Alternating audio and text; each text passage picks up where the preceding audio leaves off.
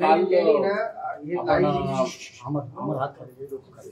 आपण video tweet केला होता जसा पारनेरचा तसाच अमोल कोल्हेंनी आज एक व्हिडिओ ट्विट केलेला आणि त्यांनी म्हटलंय की खेडमध्ये मतदारांना 500 रुपये देऊन मतांची लोकशाहीची थट्टा सुरू आहे.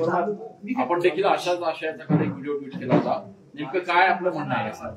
महायुतीकडनं म्हणजे भाजप आणि मित्र पक्षाकडनं पैशाचा खूप मोठ्या प्रमाणात वापर केला गेला आहे.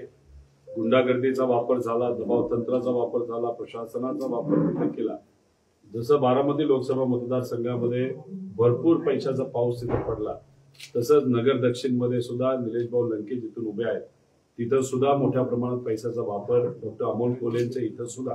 आणि आता आपण ज्या भागामध्ये आहोत म्हणजे नाशिक जिल्ह्यामध्ये आहोत, इथे जे महाविकास आघाडीचे दोन्ही उमेदवार सामान्य कुटुंबातले आहेत, पण त्यांच्या विरोधात बलाढ्य शक्ती आहे, पैसा आहे, दबाव तंत्र आहे, त्याच्याच बरोबर सत्ता आहे. त्यामुळे इतका मोठ्या प्रमाणात पैसा हा वापरला जात आहे, तरी सुद्धा जे सामान्य लोक आहेत ते स्वाभिमानाने महाविकास आघाडी बरोबर आहेत.